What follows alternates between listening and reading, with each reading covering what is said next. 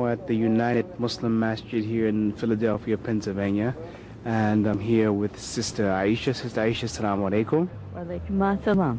Sister Aisha, just we want to know, first of all, how old are you? 75. You're 75 years old, and tell us about how you became Muslim. You know, because it's a very nice story, and I want you to tell our viewers a bit about what your life was like before Islam and how you came to accept Islam. Well, before Islam, I led a quiet life. I was a Roman Catholic, and then I met two cab drivers, one son and the father. And I was interested not in the religion, but about people, Muslims. And they were very, very good. And then they didn't say anything about the religion. And then all of a sudden I started asking questions, and they stopped picking me up. And so then I knew this teacher, and I asked her where I could get some information. And she told me this bookstore across from Rittenhouse Square. And so I went there, and later came to find out, that that was a very good bookstore to go to for Islamic information. It was across from Rittenhouse Square, as I said.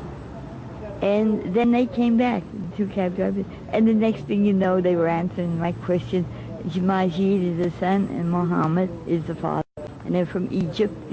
And then all of a sudden, sort of, they said about coming up here, but that was after I made the Shahada. And I made Sister Aisha, I want to talk a bit about your life. Before you made Shahada, I mean, what did you do? What was your vocation? Well, I was a licensed practical nurse. Okay. Yes. And I worked for Bayada, and I worked in the homes. And people in North Philadelphia, there were some very poor patients and some weird experiences, like this one. Can I tell you about this one woman? Sure. Miss Sadie. She and her husband, who died, put their two children to school, to college.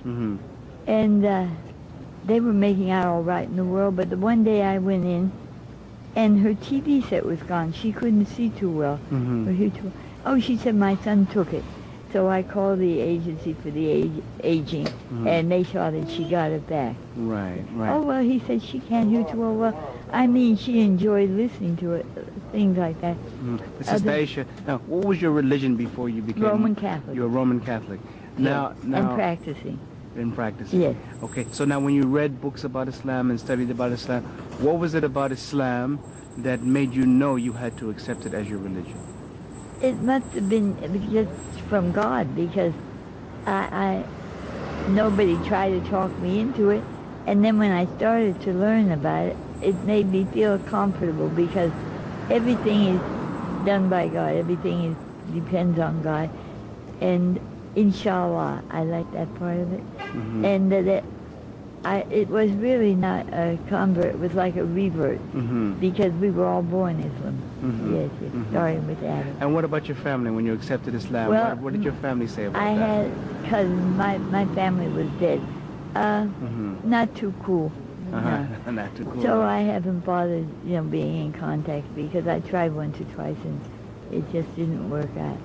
So inshallah, but I said prayers for them. Yeah, because I have cousins that are all over the United States. Yeah. And now you're 75 years old and you've seen a lot in your life.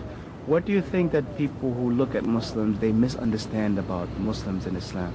They misunderstand that we're supposed to get along with everybody, non-Catholics, Catholics, Jews, other religions.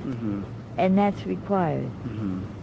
And also that we don't push ourselves on people, but that we give information when they want it, and we keep friends who are not, non-Muslim, who are non-Muslim, but who are not anti-Muslim. Right. Because, well, it's so unfortunate that the religion isn't known and said about it on the air and on TV and all. The true Muslim religion, the true Islam religion, where we don't sit in judgment, and we don't like these ones that are these bombers. If they're Muslim, they're not practicing the Muslim religion. So And that should be stressed on the radio, on the TV, because it gives a wrong impression. All countries have terrorists. We have Ku Klux Klan and the white supremacists and things like that. Mm-hmm. I mean, it's not something new, but it's less than it used to be. I mean, they used to have, you know, the word picnic came from pick a nigger Mm-hmm. to lynch. I mean, that was terrible, and it took years to get, you know, to get to where we are now. Right. So you can't condemn the United States because we have groups like that, and we shouldn't condemn the Islam religion because they are not practicing religion. Right. Religion is not supposed to kill civilians, and it's just wrong. Right. But Sister Aisha, let me ask you, when you became Muslim and joined the Muslim community, how were you received here? Oh, alhamdulillah. I was received with open arms and friendliness and still am. Uh-huh. Yes, yes.